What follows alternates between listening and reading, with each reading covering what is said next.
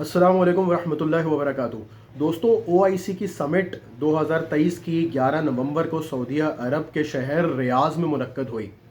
इस कॉन्फ्रेंस के अंदर बहुत सारे इस्लामी ममालिक के जो सरबराहान थे वो जमा हुए।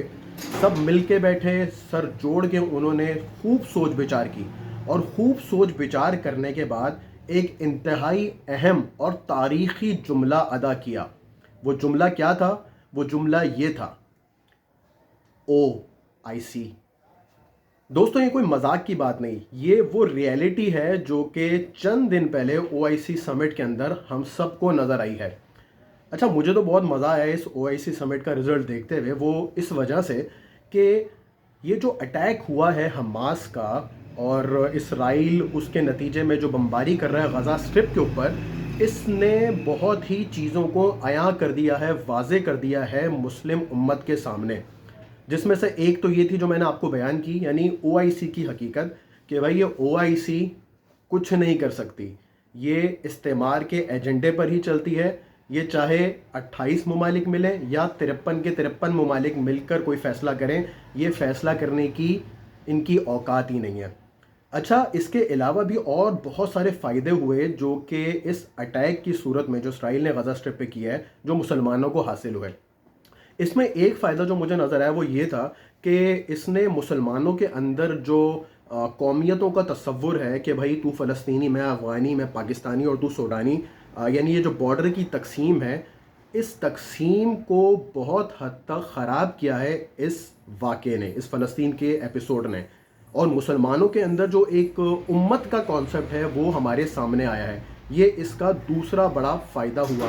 यानी जो नेशनलिज़म का तसव्वुर है, जो कि मैं भी सोचता हूँ कि यार किस कदर अजीब तसव्वुर है कि आप पाकिस्तान में पैदा होकर कहते हैं हम पाकिस्तानी बहुत अच्छे, और एक बंदा अफ़गानिस्तान में पैदा होकर कहता है हम अफ़गानी बहुत अच्छे। हालांकि हम दोनों का ही इस पर कोई लेना देना नहीं है, यानी कोई अमल दखल ही नहीं हमारा कि हम कहाँ पैदा हुए। भाई पैदा हो गए और उसी बेसिस पे हम उस बॉर्डर को मुकद्दस और उसके झंडे और कौमी तराने को मुकद्दस समझ के हम उसको सेलिब्रेट कर रहे होते हैं साल के एक दिन। वैसे ये बड़ा कोई घटिया किस्म का कॉन्सेप्ट मुझे लगता था, लेकिन इस फ़लस्तीन के एपिसोड ने ये वाज़े कर दिया कि मुसलमान भी इन कौमी जो बॉर्डर्स में जो तकसीम है इसको मुस्तरद करते हैं। और मेजॉरिटी मुसलमानों की ऐसी है जो ये समझती है कि अगर मुसलमान मुत्तहिद होते, एक रियासत के तहत होते, जो कि हमारी 1000 साल हिस्ट्री भी रही है, तो ये वाक़या यानी इसराइल की हिम्मत ही नहीं होती ऐसा इक़दाम लेने की। अच्छा, अगला जो फ़ायदा एक और जो मुझे नज़र आता है इस वाक़े में हुआ वो ये हुआ कि मुसलमान जो सऊदी अरब की तरफ देखते थे या जो ईरान की तरफ, हिजबुल्लाह की तरफ देखते थे कि यार ये हमारे सेवियर्स हैं, इस वाक़े ने सऊदी, ईरानी और हिजबुल्लाह इन तीनों को बड़ा बेनकाब कर दिया और ये बता दिया कि ये भी किसी काबिल नहीं है, बस मुंह के फायर हैं। सऊदी अरब की जहाँ तक बात की जाए तो कई लोग उनके जो उलमा हैं जो कि स्टेट पे रिकग्नाइज्ड उलमा है, स्टेट लेवल पे, उनको बड़ा प्रेस करते हैं और कहते हैं कि यार ये है सही इस्लाम के दावेदार। लेकिन इन इस्लाम के नाम नेहाद दावेदारों की जो ठेकेदारी है वो भी मलिया मेड करके रख दी इस वाक़े ने। साथ ही साथ मुसलमानों को या हम सबको एक फ़ायदा ये भी हुआ कि जो इसराइल की जारहियत है वो पूरी दुनिया के सामने आई और पूरी दुनिया को पता चला कि असल में जो टेररिस्ट है वो इसराइल है, ना कि फ़लस्तीनी।